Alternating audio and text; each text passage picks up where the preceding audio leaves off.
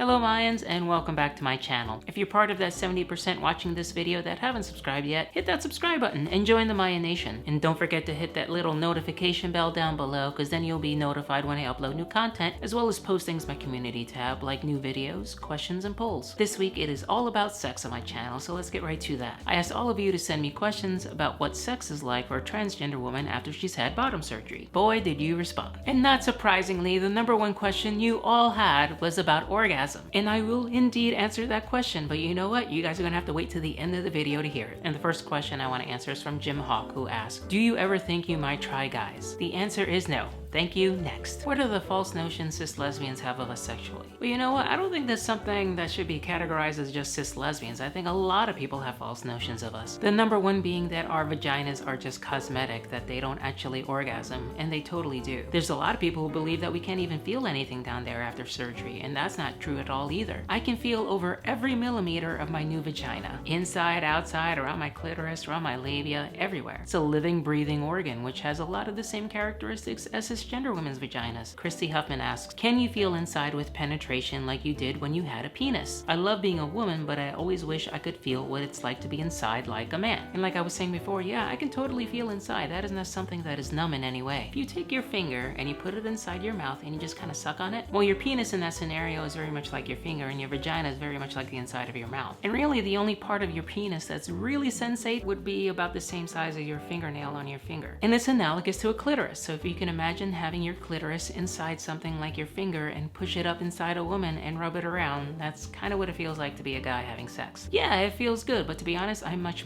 prefer the female side of things. Now, Matthew Warnicki, and I hope I'm pronouncing that correctly, asks, how much muscle control is there in the neo-vagina, i.e. Kegels? So basically he's asking if inside my vagina I can squeeze like a cisgender woman, and the answer is yes. That's one of these funny things. A lot of people kind of assume that women and men are like so different. That space between the muscles exists in both cisgender men and cisgender women. Finding it is an art form, and then separating it is something that you have to work on. But after it's been done, yeah, I can squeeze, and I can squeeze really hard. Now, Elizabeth Jane Poucher says, are stronger pelvic floor muscles an advantage post-op? That is not an advantage at all. I suppose if you own a penis and you put inside a transgender woman who has had surgery, her ability to squeeze on your penis might be something pleasurable. On the transgender woman side, it really doesn't have very many advantages, because you have to relax those muscles to put anything up inside there, and it kind of limits the size of things you can put in there. It also means that after surgery, we have to dilate quite a lot to kind of train those muscles to keep separated, because they just want to clamp down, and you don't want them to clamp down. Not after you spent all that money on surgery. The next question came to me anonymously, and it is, I understand that for many trans women, a combination of dysphoria and HRT can tank their libidos. I'm wondering if and how this might change after surgery. Well, our libidos are often tied to our levels of testosterone, and obviously to go on hormone replacement therapy, we are drastically lowering our levels of testosterone. After we've had surgery, our testosterone baby makers are no longer there, so we no longer need those drugs to lower those levels of T, but you know what? It doesn't actually come all the way back up again either. I can't say that I am particularly like a person with a high libido. Again, that is for sure something that is, your mileage may vary. You know, everybody's different in that regard. A beautiful girl is a beautiful girl. I'm always going to be somewhat attracted to that, but what really gets me going is some sort of talent mixed in with that. Whereas before, in a testosterone-driven libido, it was very much about, oh my god, did you see that girl? Did you see what she looked like? I so much want to have sex now. That is pretty much completely gone. And of course, being turned on after surgery feels completely different too, because we no longer really have that erection to tell us we're turned on. That is quite a shock. And another question, also by Anonymous, is how can I best support my partner through her GRS journey? Any do's or don'ts you might be able to recommend? And that might be the most considerate question I've ever heard. I mean, that is so amazing. She is very lucky to have you. For me, one of the things that really bugged me was that I had some immediate family members with me when I had my surgery, and they were there when I was dilating, so, you know, obviously they saw my vagina. And I think I may have even asked them, you know, what does it look like? And they just looked at it and said, it's a vagina. And I remember that made me feel kind of really crestfallen, like, you know, this person obviously doesn't understand what getting this surgery meant for me. So I would say don't do that. Also, and this is something you're probably gonna have to help her with, don't expect that this is gonna fix everything. This isn't a finish line. This is actually the start of a race. And then finally, there's gonna come the time where she's gonna start trying to learn how to orgasm. And I promise you that she's unprepared for figuring it out, and you're gonna be unprepared to how to help her. Because guess what? Learning how to orgasm is actually kind of really hard. I just said hard. Oh gosh. Now the next set of questions are by Kate and Elizabeth again. They're the same question really, which is how long you should wait after surgery to have sex. The real answer to that question is exactly how long your surgeon tells you you should wait. In the case of Dr. Bowers, that was 12 weeks. However, most of us don't wait that long to start playing with ourselves a little bit, and I know I certainly didn't. But of course, playing with yourself doesn't necessarily mean sticking anything up inside your body, so you know what? I wouldn't necessarily think that's a bad idea to kind of get things flowing. And that brings us to our next set of questions, because you horny people really want to know about masturbation.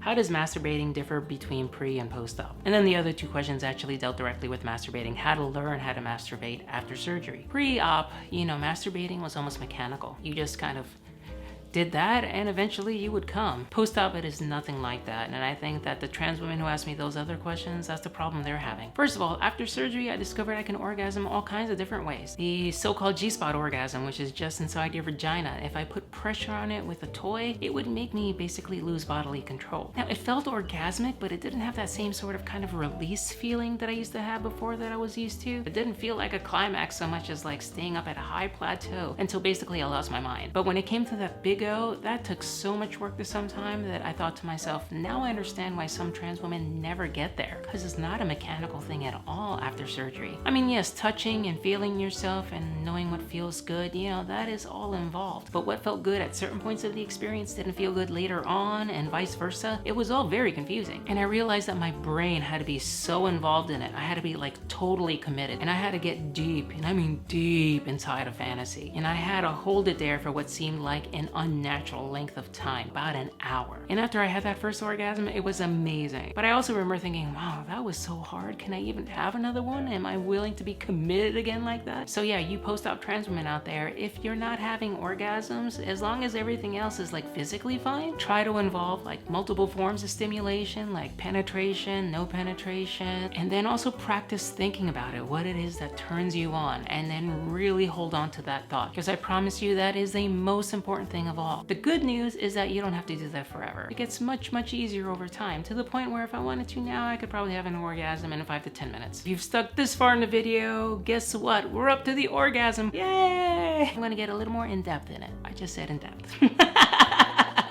And the number one question I had from people: I'd like to know what changes about the nature of orgasm post-op. Do orgasms feel different post-op? Can you describe the difference in climax from now versus pre-op? So you want to know if orgasm changes, and the answer is most definitely yes. 1,000,000%. Fireworks, everything, yes, it is so different. Let's say this is the difference between before you started hormones and you started hormones in terms of your orgasm. The difference between before you had surgery and after you had surgery is about that much as well. Not having a penis just changes the experience, and you know what? I think that is totally something to be expected and something you would want. I mean, if the experience was exactly the same, wouldn't that be kind of disappointing? And so how is it different? It is much more varied. The other day I was at the gym and I was doing like leg extensions, and I realized the squeezing of my pelvic floor felt really good. Wow, it was amazing.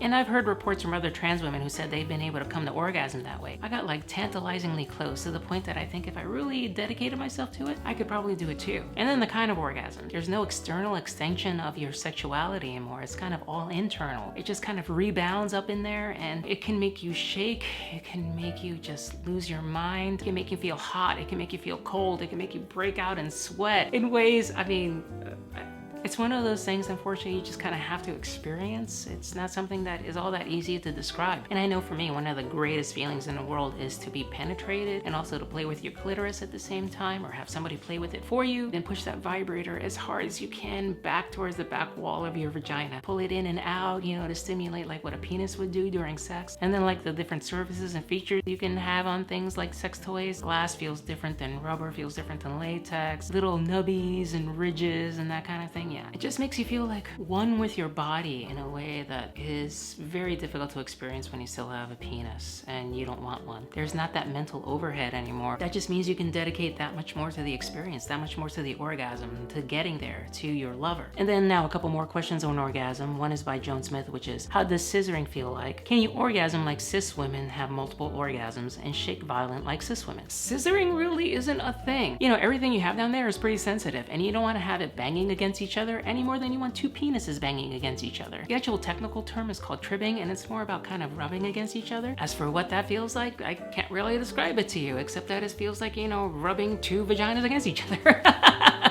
As for whether I can have multiple orgasms, like shaking orgasms, yes, hell yes, so much yes. And that is one of the biggest differences. Once I've had the big orgasm, if I keep going, I will lose all bodily control and basically have a full-on seizure. I'll have orgasm after orgasm after orgasm. It's like I get up to that peak and I just stay there. Having like eternal orgasms can really wear you out. Now finally, the last question by Victoria is, can you have squirting orgasms and get extra wet when having orgasms like cis women? Yes and no. When I come, yeah, I actually do get very wet. I get extra wet. Everything just becomes kind of sloppy.